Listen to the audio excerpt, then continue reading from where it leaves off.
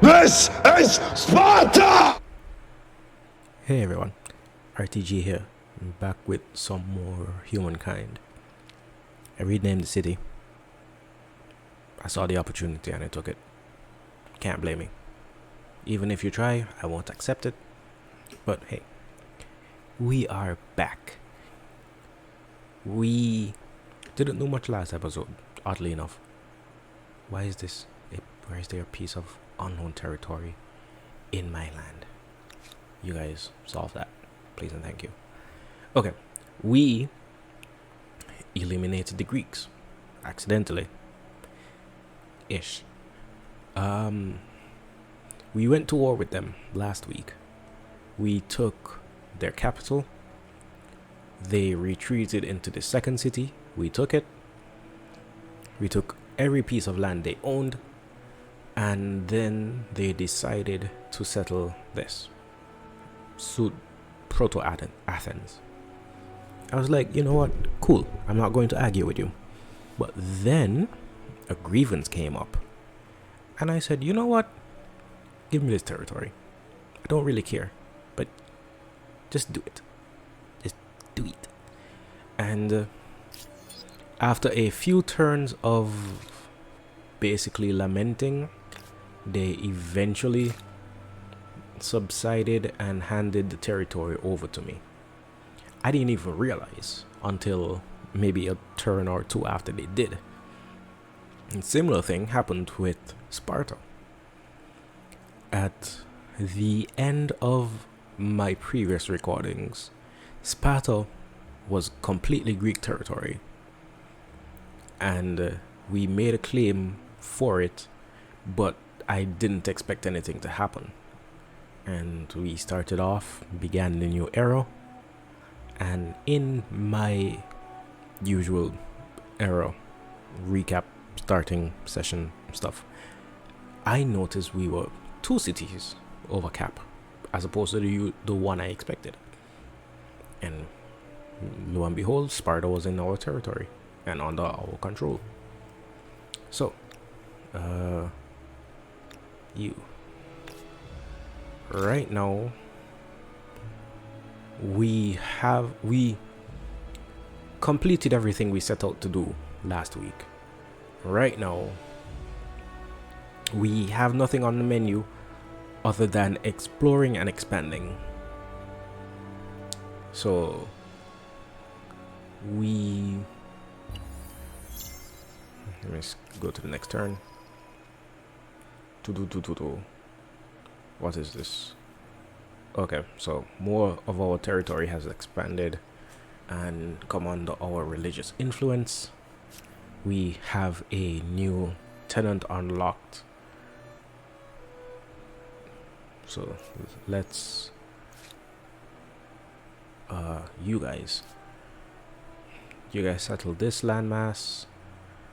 There are no we can not necessarily forward settle, but we can settle around here, get our influence rolling, maybe eventually turn one of these into a city if we don't acquire Akkad for some reason.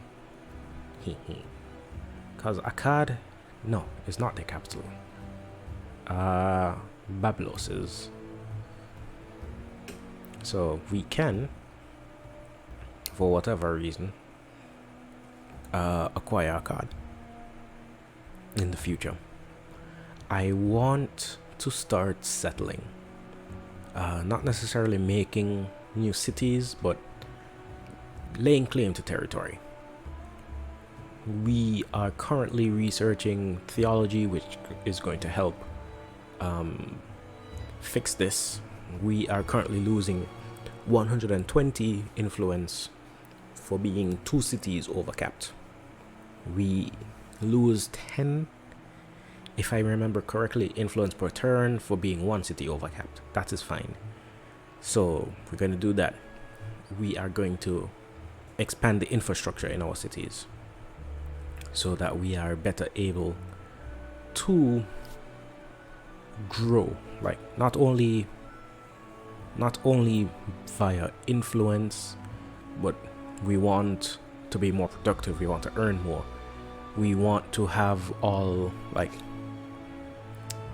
oh, I put it down already. We want to have all our tiles that have resources on them. We want all those claimed. We want more. And I feel we can do that. So, this Napata, I feel can be bigger. It currently holds 3 territories. Our capital, Kerma, also has 3 territories.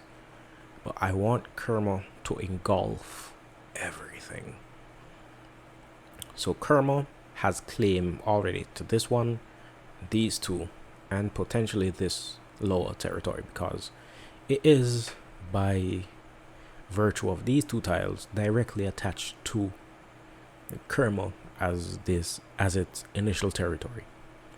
So I want all of those to be part of Kerma at some point. We currently only really have plans to go to war with these guys at some point, but we need better ability to not only explore the seas, but better naval combat in general. I do want to have a little naval battle, implement a few ships to help us take these territories, so we can potentially launch a naval force against this city while it's still small. Maybe these guys over here, and just work with that for now. Okay, so our tenant, there's develop intellect, which is 2 science on a religious district. I believe our emblematic districts count as religious districts. I don't think so. They may, I'm not sure. Religious districts also, though, are the statue of Zeus and the temple of Artemis that we have. Those would also gain us science. Also, plus 20 science per alliance on Empire. We currently have 2 alliances, if I'm not mistaken, and we already have 2 other tenants, as you can see on the left, that are science focused. So we currently gain 4 science on our religious districts. So the statue of Zeus, temple of Artemis, a regular holy sites that we build, all of those. The 20 science per alliance, though, is interesting.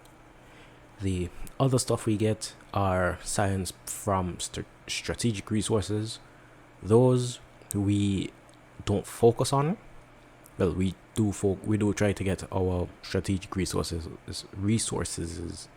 up as quickly as possible, but that isn't a drawing factor. The plus 5 science on research quarters is even a smaller factor because we have barely any districts built. We have infrastructure, we have territory, but we don't have districts per se outside of our emblematics, because those take a while to build regardless. So, develop intellect, strong contender. Eschew gluttony is a minus 10% industry cost for units, so it makes our military easier to build slightly, but plus 1 movement and naval movement speed on units, so we are able to explore better, which is something that we did say we want to do. There is purge idleness, which is 15 industry on the main plaza, industry on religious districts. Show no mercy, which is war support, which I don't think we need. If we ever want to go to war, we don't really have issue finding reason or finding means. There is mandate patronage, which is plus 2 gold per number of trade routes on city or outpost, plus 2 money on religious districts, which is useful. honestly strongest contender at the moment, or there is proselytize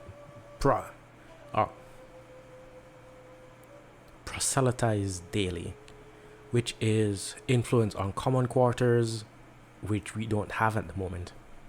I believe it is a technology that is unlocked in this era. But I don't really build many commons quarters, and they are useful. So we are potentially going to build them late game because they help to expand the number of people you can have. Because, okay, let's step back from this for a second just to take a look at Kerma. Kerma currently has 19 out of 25 population. So can we build this some? Oh, we still had a territory that has signed this too. Down here have a little games on the ledge. Okay, so each district, I don't think I ever fully went over these, and we are like 15-ish 14-ish episodes in. Wow. Okay, these basic districts are how you grow your empire. Largely, you get food, you get a resource from the district itself. So no matter where you build the farmers' quarters, it provides one food. It, as the usual rule for districts, you lose 10 stability. That is your penalty for building districts. Most districts have adjacency bonuses, so you get +1 food per adjacent farmers' quarters. So that applies to the farmers' quarters you have and the one that you are building next to it. So from that, you get 2 food, 1 from each farmer's quarter, and then each farmer's quarter produces an additional food, so you get 4 food total. You also get +1 food on farmer's quarters per adjacent farmer's quarter. So yeah, so the farmer's quarter itself has 1 food. The food on farmer's quarter is a result of infrastructure that we built. So that infrastructure basically increases the adjacency bonus of farmer's quarters. So instead of getting 1 food per farmer's quarter, you get 2 food per adjacent farmer's quarter. So with 2 farmer's quarters built next to each other, you get a total 6. Yeah, quick math, 6 food. So where these things really shine is when you start building districts. So you have, is this a commons quarter? Oh yeah, we have commons quarters already. Okay, commons quarters, I believe, is the best thing to explain it, or is the backbone, of your districts. Commons quarters is 2 influence and then +5 stability per adjacent district. So your farmers' quarters, your makers, your research, your markets, the basic districts. That is why some districts, like some emblematic districts, state that they fall under. Okay, so Albaiti counts as a commons quarter, which is going to be useful because there are some commons quarter exclusive civics and technologies. So a commons quarter basically gives you half the stability back for districts. It provides none for itself, but it is stability neutral.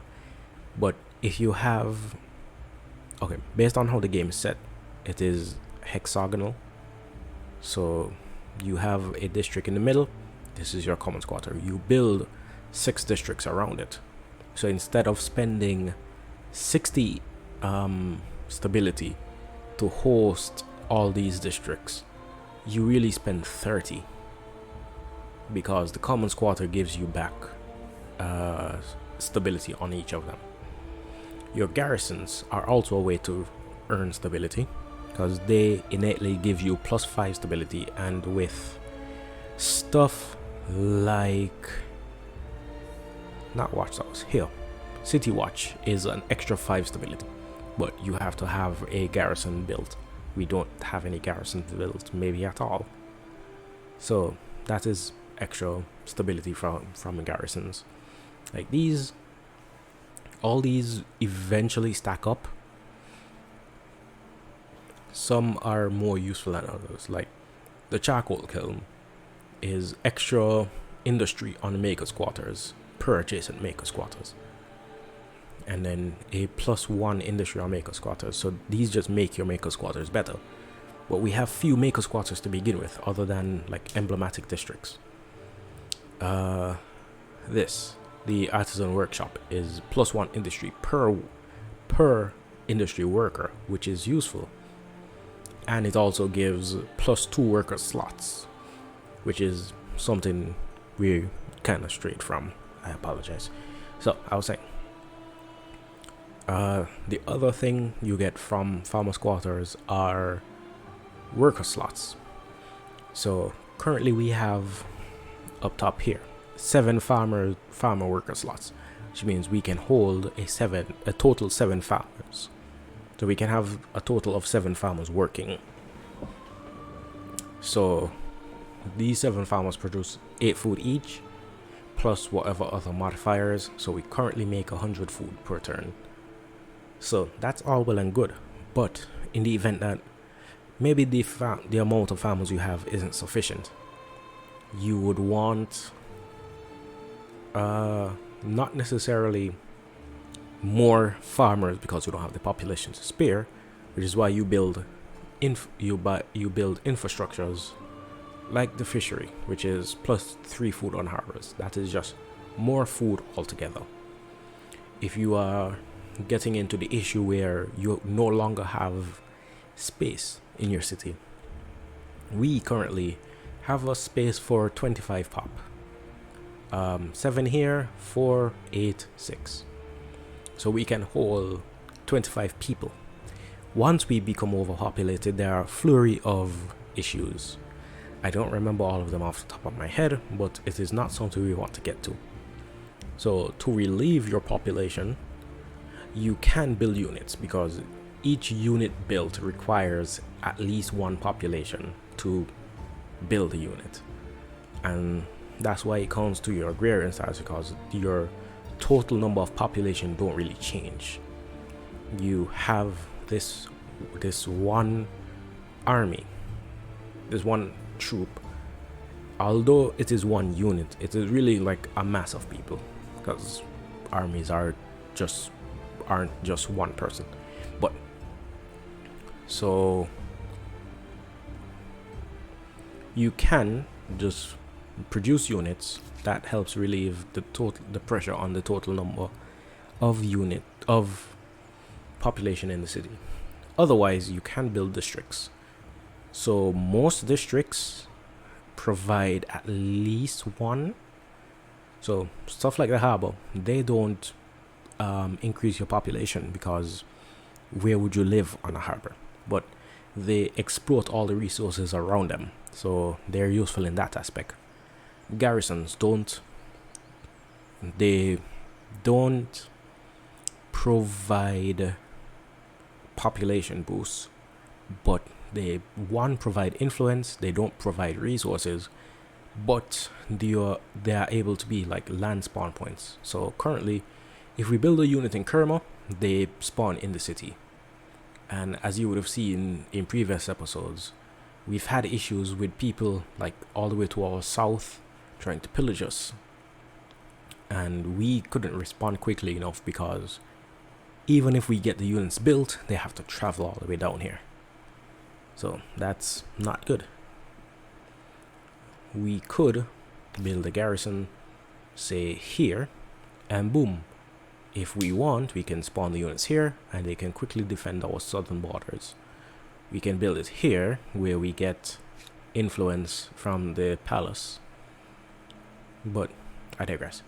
The commons quarters they don't exploit, and they don't give population cap, but they, as we would have discussed earlier, help with your stability. So these basic four: your farmers quarters, makers quarters, market quarters, and research quarters. These increase the equivalent, I guess, city cap. So I believe we started with 3. We have, I don't think the pyramids increased city cap, even though they count as makers and market quarters. But yes, what helps dramatically is it chivalry? Yes, hamlets. Hamlets cost 10 stability, but you get a slot for everything. So as opposed to your regular districts that only provide 1 population, hamlets provide 4. So that's what they're really useful for. Okay, I think that was enough sidetracking. Now we need to pick a tenant. I think the mandate patronage, that is really speaking to me. We are trying to do a lot of trade. I don't think 15 industry helps dramatically. Not really. It doesn't even carry us up to 200 industry in our capital. So we really do need to start pushing quarters, because they're still cheap, because we don't have many built, and the infrastructure that we are building do help. So I play weird, I'd say. I focus on building infrastructure and then building my districts after. Some people build their districts and then build the infrastructure after. But that's how it is.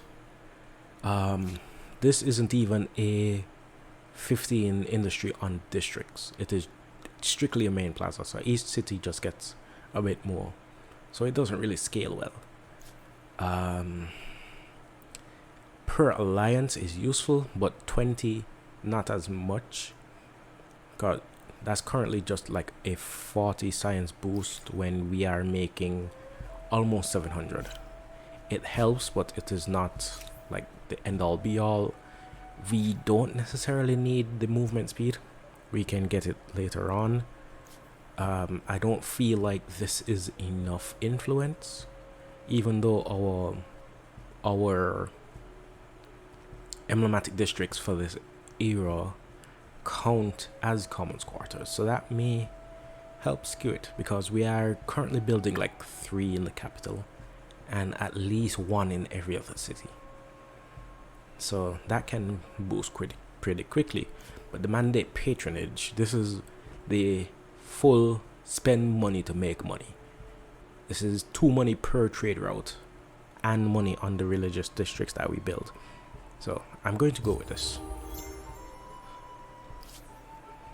That way, let's see if we can.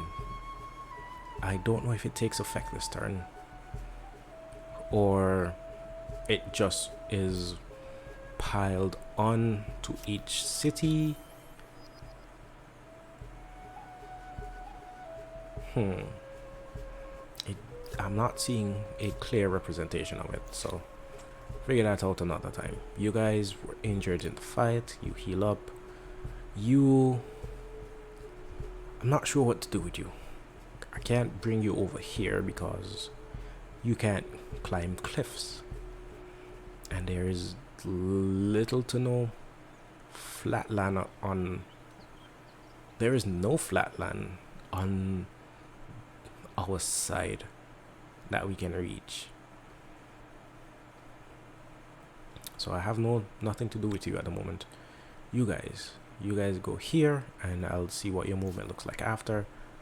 You honestly serve little purpose at the moment, so I'll just disband you, save a tiny bit of gold, and help build the population in this city, because it's currently 104. You guys get back into shallow water and push forward. There's coffee over here. Sadly, we cannot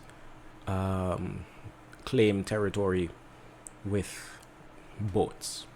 It's kind of hard to say, yo, this land is mine when you can't be on the land. You guys, can you pop into here? I want to see if I can get that. That is potentially another boat. With 5 commons quarters, sampling all the city's entertainments can easily lead to penury and perhaps divorce. Okay, we can claim a world wonder again. I really should put thought into this because some of these can actually be very useful. Okay, quick glance, Notre Dame. Don't ask me why. Just feels like a very Notre Dame game. An offer. An excellent proposition. You know, you cool. Your proposal makes good sense. Trade everything. We would all benefit from growing closer. Ha Don't ha you think? ha.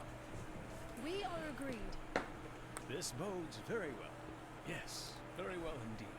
Okay, so as I was saying before, a lot of our infrastructure scales. For example, horses. There is an infrastructure that gives plus 5 food per horse. So we can buy this horse. That counts as having 6 horses. So that's a total that increases our food from plus 25 to plus 30. Trade. Luxuries though. Luxuries is by far the most useful because not only do they give stability, for example, incense gives 5 money on all cities. So the more incense you have, the quicker your money grows. What we want though, see, this is 3 industry on your main plaza and administrative centers. So 1 ebony is the equivalent to a religious tenant, or is equivalent to the religious tenant we almost picked up. Ambergris is science, lead is science per researcher. So as opposed to getting 5 science for your city, this is 2 science per research slot that is actually filled. Let it be noted, because it is, if you have 10 research slots but you only really have 1 researcher working, you aren't going to get 20 research just for free. So keep that in mind. There's sage, which is 9 food on your main plaza and the administrative center. So that sage, useful. Salt is 15 food on all cities. So I think salt is better for us at the moment because not all our cities have multiple. Let's see. Okay. Oh, is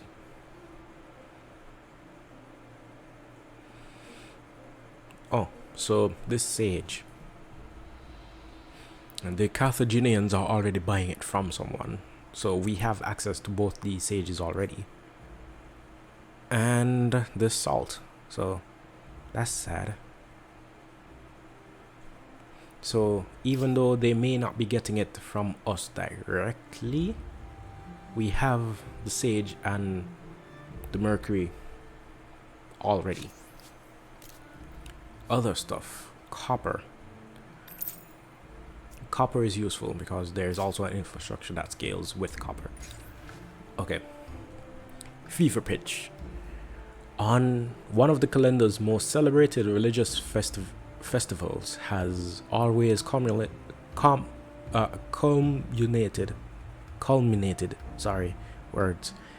with a traditional team ball game for as long as people can remember. But now the sport is becoming a favorite activity in its own right. Played across the empire, 2 of the best teams, one hailing from the financial powerhouse of Kerma, the other from the industrial heartland of Durkur Alzu. Nailed it. Now want to vie for the title of Empire Champion, potentially diluting its own original religious meaning. What is your position? Okay, we can forbid it, which puts overproductive on both of these cities, which is, as you can see, plus 15 industry. We can control it, which gives them fanatical, which is 25% faith, which I think we are leaning towards. Or we can support it, which is celebrating, which is added stability, in a category that we are fully at. We are at the axis peak. So, control. Chance to trigger another narrative event. So we'll see what that's like in a couple turns. Of Empire is fully controlled.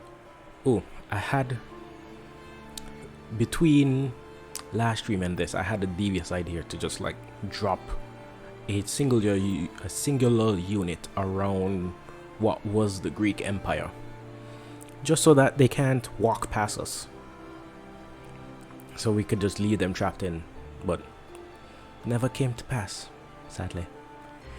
Okay, you guys, we can assimilate this soon, but I'd rather have more.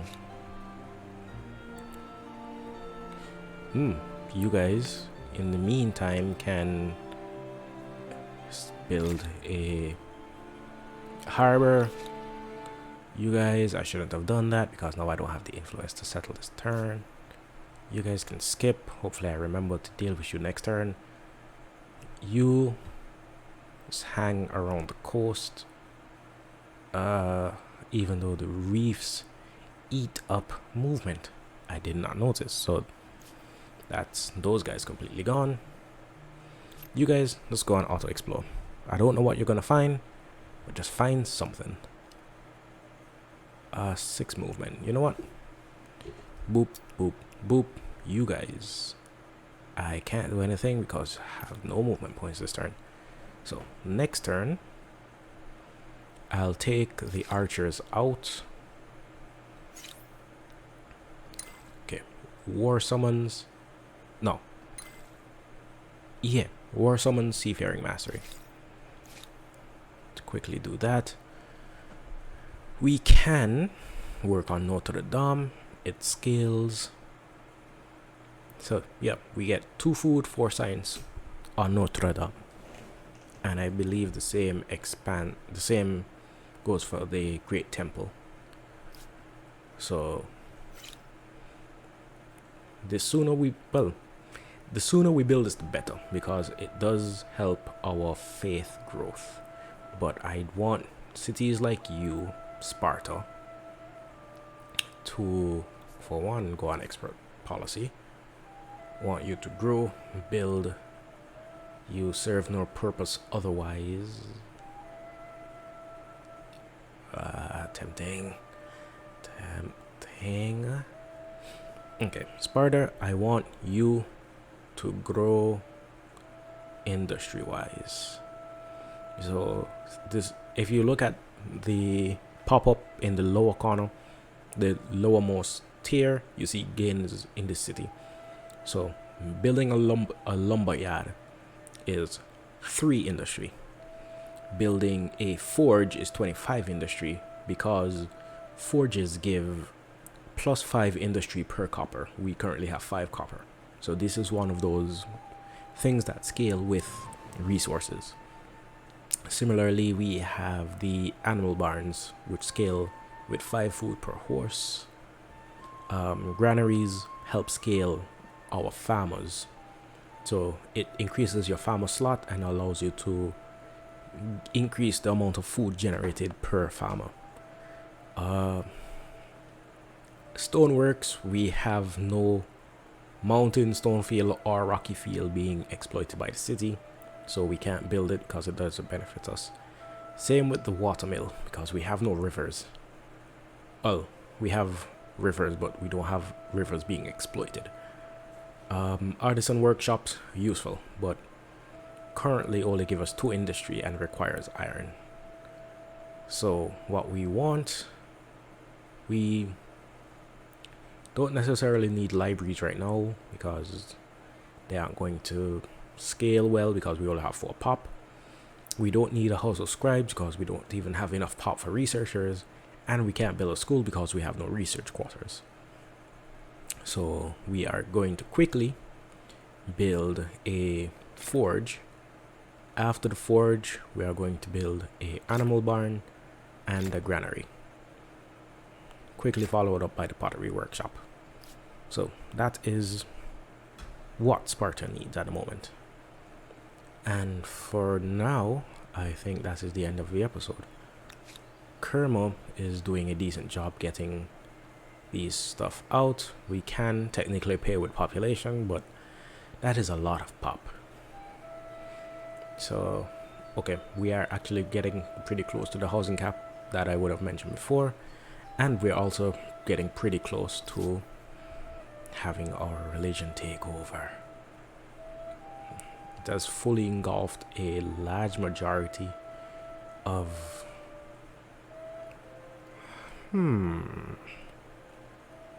okay, I think I know where Notre Dame is going. It's going up here. I want to settle this territory as quickly as possible. Start building Notre Dame, probably in between all of this stuff. But that is for next time and for future us to see what happens. For now, thank you for watching the episode. Be sure to like, subscribe, comment. Those really help the channel, all that YouTuber stuff. And yeah, if you made it this far, thank you. It means a lot to me. And I'll see you guys on Friday for hopefully not another 1-hour stream or episode, sorry, because I tend to get carried away. Alright, with that, I'll see you guys on Friday. Peace, love, and tranquility to all of you.